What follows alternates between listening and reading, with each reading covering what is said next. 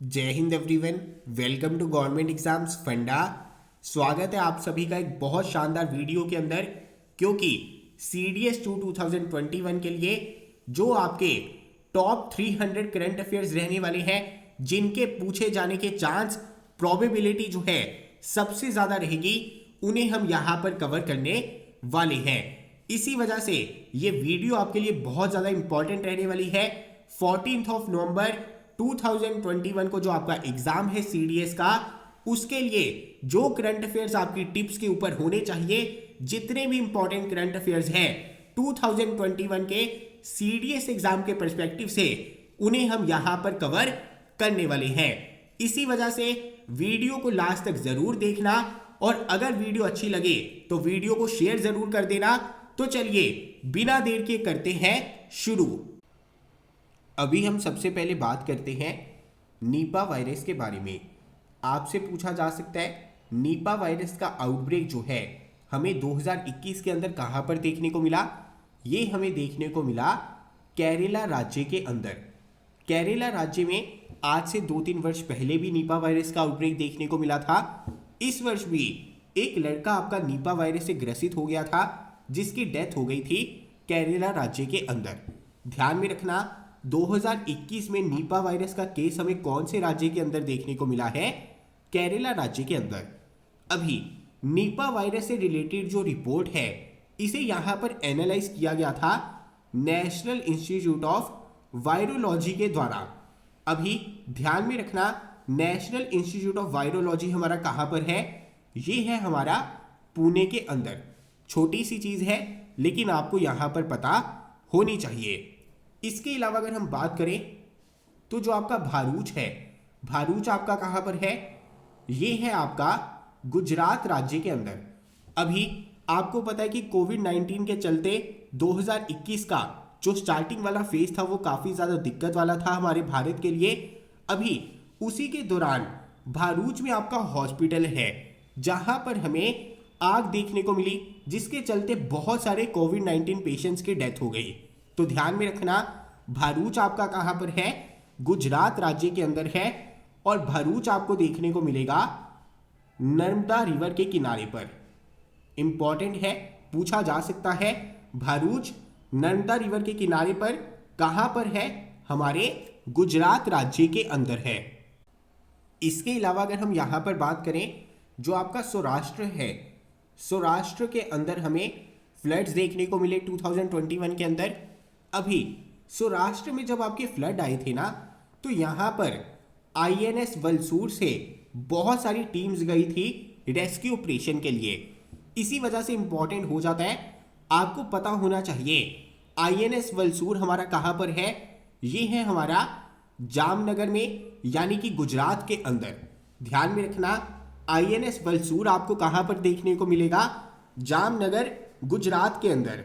इसके अलावा electrical school of Indian navy कहा जाता है हमारे INS वलसूर को। बहुत इंपॉर्टेंट चीज है, INS वलसूर आपका कहां पर है? जामनगर, गुजरात में। इसके अलावा आपसे पूछा जा सकता है electrical school of Indian navy कौन सा है? INS वलसूर। इसके अलावा अगर हम बात करें, 2021 में हमें बहुत सारे साइक्लोन्स देखने को मिले हैं। अभी इन साइक्लोन्स का नामकरण कौन से देश ने किया है, काफी ज्यादा इंपॉर्टेंट हो जाता है। अगर हम बात करें, सबसे पहले हमें देखने को मिला साइक्लोन टॉक्टे। इसके अलावा साइक्लोन यास हमें देखने को मिला, हमें साइक्लोन शाहीन देखने को मिला, हमें साइक्लोन गुलाब देखने को मिला। अगर हम बात करें साइक्लोन टॉक्टे के बारे में, तो यहां पर इसका नामकरण कौन से देश ने किया है? इसका नामकरण किया गया हमारे म्यांमार के द्वारा। अगर हम साइक्लोन यास के बारे में बात करें, तो यहां पर इसका नामकरण किया गया ओमान के द्वारा। अगर हम बात करें साइक्लोन गुलाब के बारे में, तो इसका नामकरण किया गया है पाकिस्तान के द्वारा।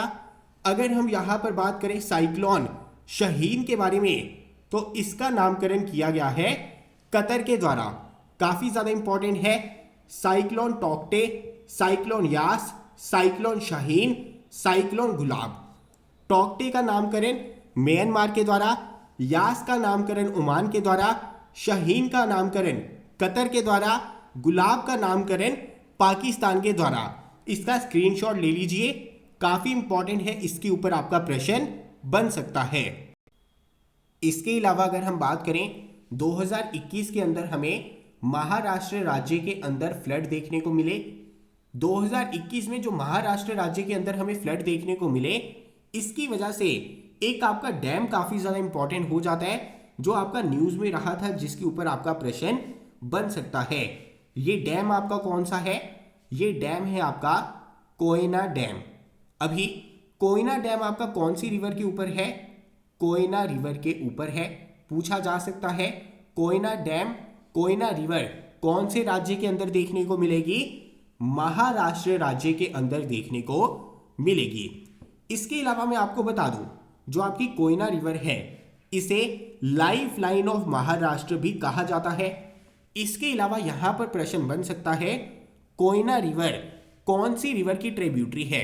ऑप्शन में दे देंगे गोदावरी, कृष्णा, कावेरी, लेकिन ध्यान में रखना कोयना रिवर आपकी ट्रिब्यूटरी है कृष्णा नदी की। किसकी ट्रिब्यूटरी है? कृष्णा नदी की। के से कृष्णा, के से कोयना, और कोयना रिवर को लाइफ लाइन ऑफ महाराष्ट्र भी कहा जाता है। कृष्णा नदी आपकी निकलती है महाबलेश्वर से, और महाबलेश्वर है आपका वेस्टर्न घाट्स में। बहुत सिंपल सी चीजें हैं, कोई दिक्कत की बात नहीं। कोयना डैम महाराष्ट्र में, कोयना डैम कोयना रिवर के ऊपर, कोयना रिवर ट्रिब्यूटरी है कृष्णा रिवर की, कृष्णा नदी आपकी निकलती है महाबलेश्वर से, महाबलेश्वर है आपका वेस्टर्न घाट्स में। इसके अलावा अगर हम बात करें तो जो आपका मुंबई है, यहां पर हमें लैंडस्लाइड्स देखने को मिली 2021 के अंदर। अगर हम स्पेसिफिकली बात करें तो यहां पर आपका चेंबूर है, यहां पर आपका विखरौली है, जहां पर हमें लैंडस्लाइड्स देखने को मिली थी। इसके अलावा 2021 के अंदर मध्य प्रदेश राज्य में भी हमें बहुत बड़ी दुर्घटना एक देखने को मिली। यहां पर क्या हुआ? बस का एक्सीडेंट हो गया। यहां पर आपका एक टाउन है सिद्धि टाउन, यहां पर सिद्धि से सतना की तरफ आपकी बस जो है जा रही थी। अभी सिद्धि टाउन में आपका है केनाल, इस केनाल के अंदर बस गिर गई, जिसकी वजह से बहुत सारी यात्रियों की यहां पर क्या हो गई थी? डेथ हो गई थी। बहुत बड़ी दुर्घटना थी। अभी यहां पर जो आपका केनाल है सिद्धि टाउन में, ये आपका बाणसागर प्रोजेक्ट का ही पार्ट है। अगर आपको पता होगा, हमारा बाणसागर डैम है, और बाणसागर डैम हमारा कौन सी रिवर के ऊपर है? बाणसागर डैम है हमारा सोन रिवर के ऊपर। ध्यान में रखना, सिद्धि टाउन मध्य प्रदेश, यहां पर हमें बस एक्सीडेंट देखने को मिला, बहुत बड़ी दुर्घटना थी। यहां पर केनाल के अंदर आपकी बस गिर गई थी। ये केनाल आपका जो सिद्धि टाउन के अंदर है, ये बाणसागर प्रोजेक्ट का ही पार्ट है। और बाणसागर डैम हमारा कौन सी रिवर के ऊपर है? सोन रिवर के ऊपर है। इंपॉर्टेंट है, इसके बारे में यहां पर आपको पता होना चाहिए।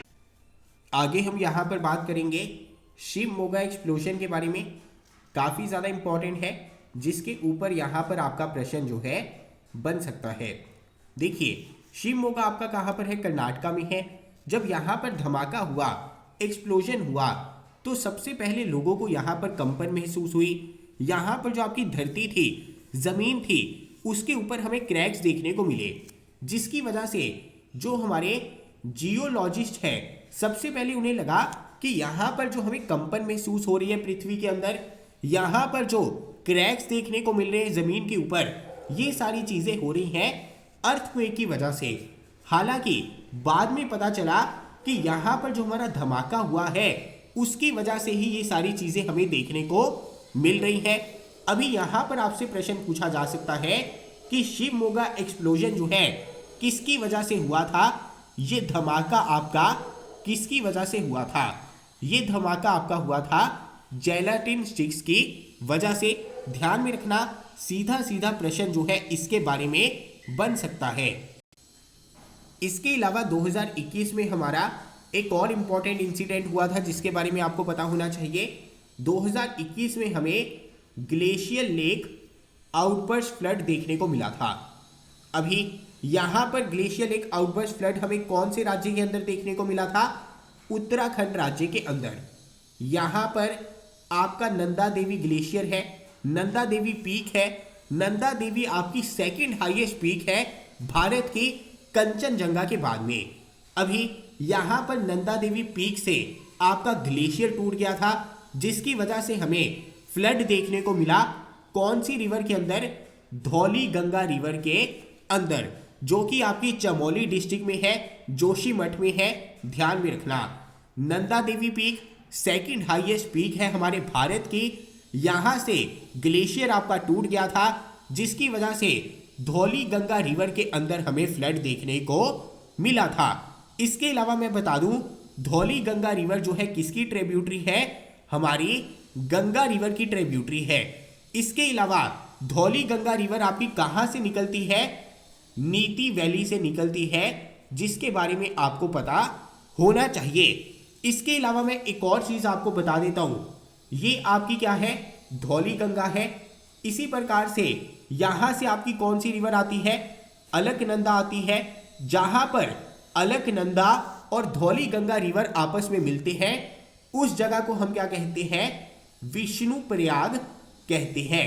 ध्यान में रखना, नंदा देवी ग्लेशियर टूट गया था। नंदा देवी ग्लेशियर टूटने की वजह से धौली गंगा रिवर के अंदर आपको फ्लड देखने को मिला। धौली गंगा रिवर और अलकनंदा जहां पर आकर मिलते हैं, उस जगह को हम क्या कहते हैं? विष्णुप्रयाग कहते हैं। धौली गंगा रिवर आपकी कहां से निकलती है? नीति वैली से निकलती है। इसके अलावा धौली गंगा रिवर के ऊपर जो आपका डैम है, उस डैम का नाम क्या है? डैम का नाम है तपोवन डैम। पूछा जा सकता है, तपोवन डैम आपको कौन से राज्य के अंदर देखने को मिलेगा? उत्तराखंड राज्य में देखने को मिलेगा। धौली गंगा रिवर के ऊपर देखने को मिलेगा। ये इंसिडेंट आपका कहां पर हुआ? चमोली डिस्ट्रिक्ट, जोशीमठ।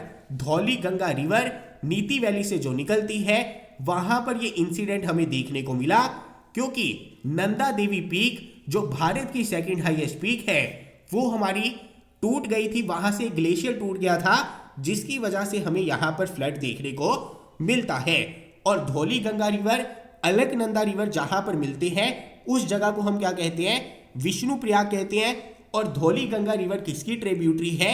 गंगा रिवर की ट्रिब्यूटरी है। ये सारी चीजें आपको बिल्कुल क्लियर होनी चाहिए। आगे हम बात करेंगे 4 नई रामसर साइट्स के बारे में, जिन्हें रामसर लिस्ट में जगह प्राप्त हुई है। काफ़ी ज़्यादा इंपॉर्टेंट है। टोटल 4 आपकी नई रामसर साइट्स हैं। इनमें से 2 रामसर साइट्स आपको गुजरात राज्य के अंदर देखने को मिलेंगी, और 2 रामसर साइट्स जो है आपको हरियाणा राज्य के अंदर देखने को मिलेंगी। अगर हम यहाँ पर बात करें, सबसे पहले आपको थोल लेक वाइल्ड लाइफ सेंचुरी देखने को मिलेगी। ये आपकी कहाँ पर है? गुजरात राज्य में है, और यहाँ पर इसे भी रामसर लिस्ट के अंदर जगह प्राप्त हुई है। इसके अलावा अगर हम बात करें, यहाँ पर वाधवन वेटलैंड आपको देखने को मिलेगा। ये हमारा कहाँ पर है? गुजरात राज्य में है। इसके अलावा सुल्तानपुर नेशनल पार्क, ये आपका कौन से राज्य में है? हरियाणा राज्य में है। इसके अलावा भिंदवास वाइल्ड लाइफ सेंचुरी, ये भी आपकी कहाँ पर है? हरियाणा राज्य में है। तो ध्यान में रखना, 4 नई रामसर साइट्स हैं, जिनमें से 2 गुजरात के अंदर है, 2 हरियाणा के अंदर है। और यहाँ पर सबसे पहले आपको थोल लेक वाइल्ड लाइफ सेंचुरी देखने को मिलेगी गुजरात के अंदर। वाधवन वेटलैंड देखने को मिलेगा गुजरात के अंदर। सुल्तानपुर नेशनल पार्क हरियाणा के अंदर, और यहाँ पर भिंदवास वाइल्ड लाइफ सेंचुरी हरियाणा के अंदर। बहुत इंपॉर्टेंट है, इससे आपका प्रश्न जो है यहाँ पर बन सकता है। इसके अलावा अगर हम बात करें, काजीरंगा पार्क आपका न्यूज में था। काजीरंगा नेशनल पार्क पहला नेशनल पार्क बन गया है भारत का, जिन्होंने सैटेलाइट फोन्स प्रोवाइड किए हैं वहां के जो फॉरेस्ट गार्ड्स हैं उन्हें। सिंपल चीज है, लेकिन ध्यान में रखना, काजीरंगा नेशनल पार्क भारत का पहला नेशनल पार्क बन गया है, जिन्होंने अपने फॉरेस्ट गार्ड्स को यहां पर सैटेलाइट फोन्स प्रोवाइड किए हैं। तो चलिए आगे बढ़ते हैं। आगे हम यहां पर बात करेंगे मालाबार एक्सरसाइज के बारे में। सबसे पहले तो आपको ये पता होना चाहिए मालाबार एक्सरसाइज कौन कौन सी कंट्रीज के बीच में कंडक्ट हुई है।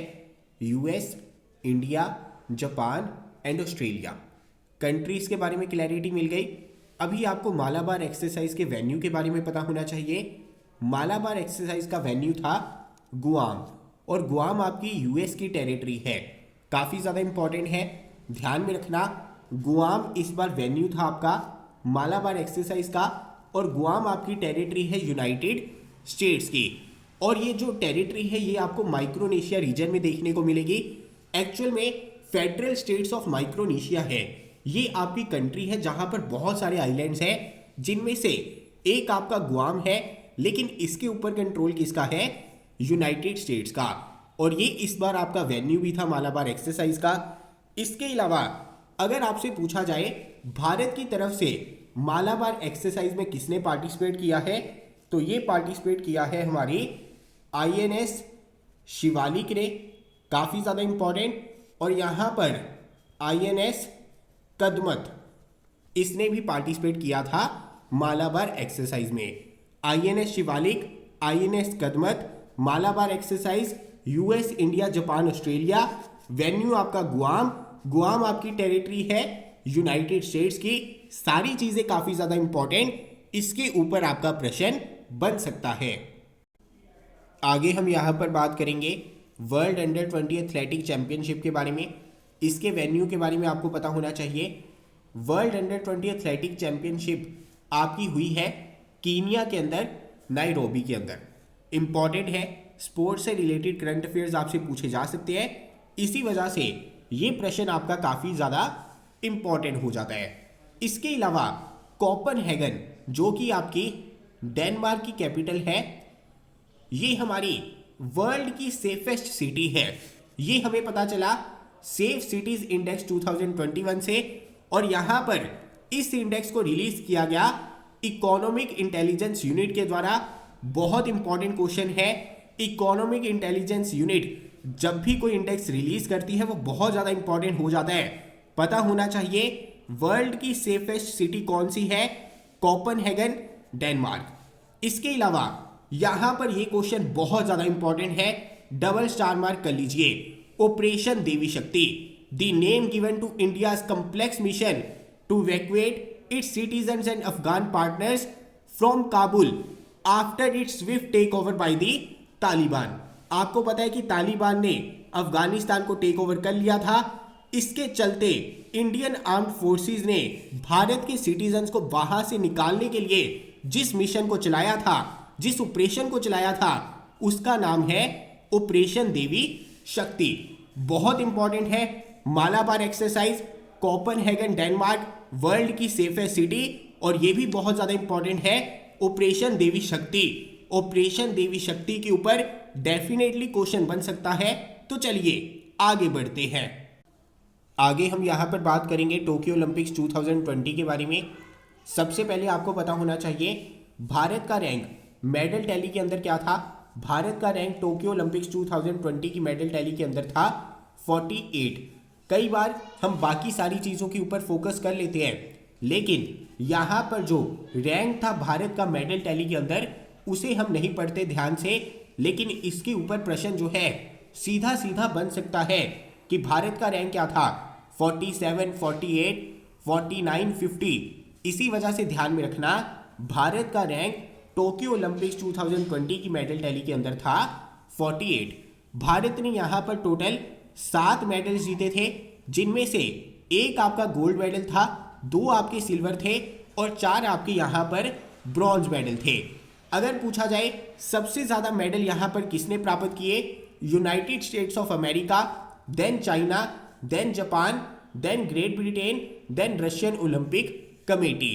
सिर्फ स्टार्टिंग वाले 4-5 पता होने चाहिए, भारत का रैंक पता होना चाहिए, भारत के टोटल मेडल्स पता होने चाहिए, और भारत के टोटल मेडल्स की जो बाइफर्केशन है वो पता होनी चाहिए कि भारत ने यहाँ पर 1 गोल्ड मेडल जीता, 2 सिल्वर और 4 ब्रॉन्ज मेडल यहाँ पर प्राप्त की। अभी भारत की तरफ से 2020 टोक्यो ओलंपिक्स में जो मेडल्स जीते गए हैं उन्हें हम एक बार गो थ्रू कर लेते हैं। सबसे पहले नीरज चोपड़ा जी, जिन्होंने गोल्ड मेडल जीता था जेवलिन थ्रो के अंदर। मीराबाई चानू जी, जिन्होंने सिल्वर मेडल जीता वेट लिफ्टिंग के अंदर। इनकी वेट कैटेगरी क्या है, 49 kilogram. Ravi Kumar Dahiya silver medal प्राप्त किया रेसलिंग के अंदर 57 किलोग्राम वेट कैटेगरी के अंदर। पीवी सिंधु भारत की पहली महिला खिलाड़ी बन गई जिन्होंने ओलंपिक्स के अंदर इंडिविजुअल 2 मेडल प्राप्त किए हैं। पहला इन्होंने 2016 ओलंपिक्स के अंदर किया था सिल्वर मेडल, और अब की बार इन्हें यहां पर ब्रॉन्ज मेडल मिला बैडमिंटन वुमेन सिंगल के अंदर। इसके अलावा Bajrang Punia ji bronze medal wrestling weight category 65 kilogram. Lovlina Borgohain bronze medal boxing welter weight category में। और यहां पर मेंस हॉकी टीम ने इतिहास रचा ब्रॉन्ज मेडल प्राप्त करके फील्ड हॉकी के अंदर। यहां पर जो इनकी वेट कैटेगरीज है काफी ज्यादा इंपॉर्टेंट है जिनके बारे में आपको पता होना चाहिए। तो चलिए आगे बढ़ते हैं। आगे हम बात करेंगे कुछ इंपॉर्टेंट मिलिट्री एक्सरसाइजेस के बारे में जिसमें भारत ने पार्टिसिपेट किया था। पहली एक्सरसाइज है आपकी जायद तलवर एक्सरसाइज। इंडियन नेवी और यूएई की नेवी के बीच में हमें देखने को मिली। Zayed Al Bahr exercise Indian navy और कतर नेवी के बीच में देखने को मिली। जायद तलवर एक्सरसाइज आपकी कहां पर हुई? आबू धाबी में। जायद अल बाहर एक्सरसाइज आपकी कहां पर हुई? पर्शियन गल्फ में। इसके अलावा सी कैट एक्सरसाइज काफी ज्यादा इंपॉर्टेंट कंडक्ट करवाई गई यूनाइटेड स्टेट्स ऑफ अमेरिका के द्वारा। कहां पर? सिंगापुर में। और यहां पर यूनाइटेड स्टेट्स ऑफ अमेरिका के अलावा 20 अन्य कंट्रीज ने भी पार्टिसिपेट किया था इंक्लूडिंग इंडिया। काफी ज्यादा इंपॉर्टेंट है, तीनों एक्सरसाइजेज आपकी काफी ज्यादा इंपॉर्टेंट है। Zayed Talwar exercise Indian navy and UAE की नेवी के बीच में देखने को मिली। Zayed Al Bahr exercise Indian navy और कतर नेवी के बीच में देखने को मिली। सी कैट एक्सरसाइज में भारत ने पार्टिसिपेट किया। कहां पर? सिंगापुर में। कंडक्ट करवाई गई यूनाइटेड स्टेट्स ऑफ अमेरिका के द्वारा। इसके अलावा यहां पर आपको एक और इंपॉर्टेंट करंट अफेयर देखने को मिलेगा। 14 अगस्त को ऑब्जर्व किया जाएगा as a partition horrors remembrance day. Prime minister Shri Narendra Modi ji ने इसे डिक्लेयर किया था रिसेंटली। इसके अलावा Japanese businessman and president of Nikoli company जिन्हें हम फादर ऑफ सुडोकू कहकर भी सम्मानित करते हैं, उनका देहांत हो गया था रिसेंटली। ध्यान में रखना इनका नाम क्या है? मैकी कैजी। इंपॉर्टेंट है, पूछा जा सकता है। मैकी कैजी इनका नाम है। Japanese businessman and president Nikoli company के फादर ऑफ सुडोकू भी जिन्हें हम कहते हैं। चलिए आज के लिए लेता हूं विराम, कल मिलता हूं बाकी इंपॉर्टेंट करंट अफेयर्स के साथ। तब तक आप इतने करंट अफेयर्स को डाइजेस्ट करिए, इन्हें अच्छे से रिवाइज करिए। कल बाकी करंट अफेयर्स हम कंप्लीट करेंगे जो भी सीडीएस के पर्सपेक्टिव से आपके लिए काफी ज्यादा इंपॉर्टेंट रहने वाले हैं।